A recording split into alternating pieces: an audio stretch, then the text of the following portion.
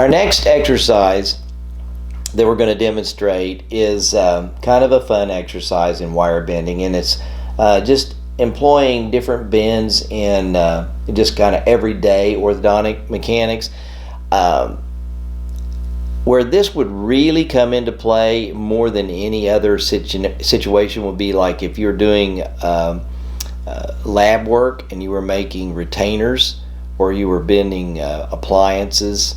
I think that that's where the best application of this would be, but the whole concept is just to is to kind of get you used to making bends in wire and planning your work. Dr. Jackson used to call this plan your work and work your plan. What we're talking about is designing the bends that we're going to make in the wire before we do start bending the wire. So in this exercise, what we're going to need is simply a pair of a bird beak plier, a heavy wire cutter, and a pencil, and we've got an 032 stainless steel round arch wire. Okay, and that's pretty heavy. That's more laboratory stock typically. Now what we want you to do is we want you to draw your initials or your name, whatever, how ambitious you want to be.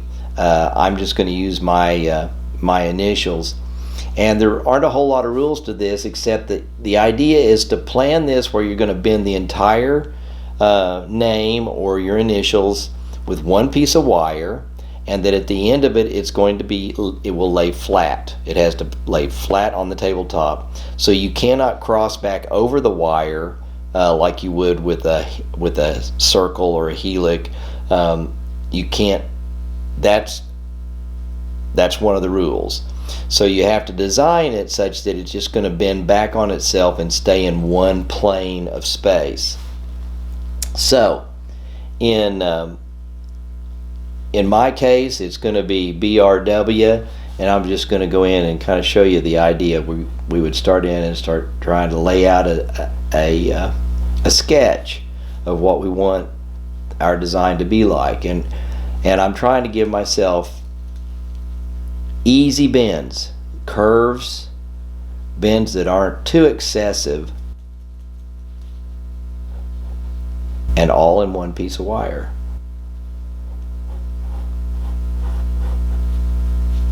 So I'm just laying out the work. Now these bends here and here are going to be those are pretty sharp. Those are pretty sharp bends, but I think they're very doable. Now I've got a W in my name, which makes it extra tough, so I'm going to have to come up and get a little creative.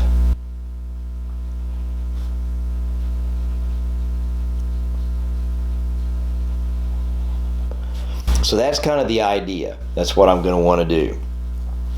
And that way it's all going to be one piece of wire and it's all going to lay flat. So you're going to get an arch marker,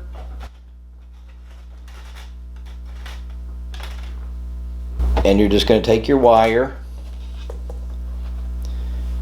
and you're going to start planning you've got your design, you're going to just start planning your bends. So you just make a mark,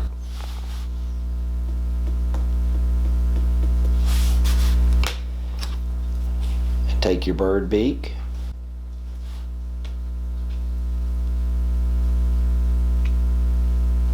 and just start bending wire. You can use your thumb, you can use your fingers, and I don't care which pliers. If you want to use some of your 3-prong pliers, that's totally acceptable.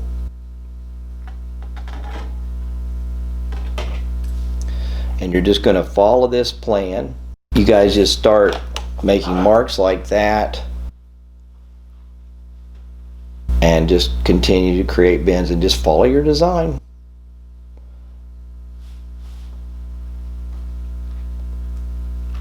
I've had students that have done their entire first name, I've had initials, so lots of different ideas. You can get as creative as you want. And again, if you want to you want to use a different, if you want to use a different plier like a 3-prong, or here's a 3-prong plier to help you with your curves, that's fine. Anything goes. And it's just going to take you guys a little time. Just start working on it. You see what I'm doing? Just bending a little bit at a time.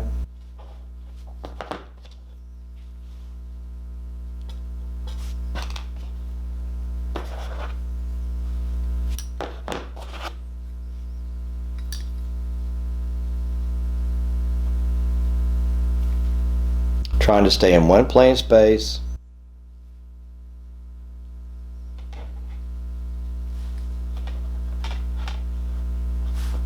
The idea? No sense in you watching me bend this whole thing, but we'll go ahead and let everybody get started. Okay, so this is basically the finished product. So you can see I just followed my design, and it just kind of get your feet wet bending wire. These kind of skills come in real handy if you're bending labial bows and that sort of thing, or C clasps or Adams clasps or ball hooks or whatever for retainers and that sort of thing. But this also comes in really handy whenever you guys start bending your 040 wire, Big Daddy wires, all kinds of heavier wire. But just the idea of getting to use pliers and learning how to bend wire and get comfortable with it. All right, well, just bring down your work when you're finished and let us take a look at it. And that completes this exercise.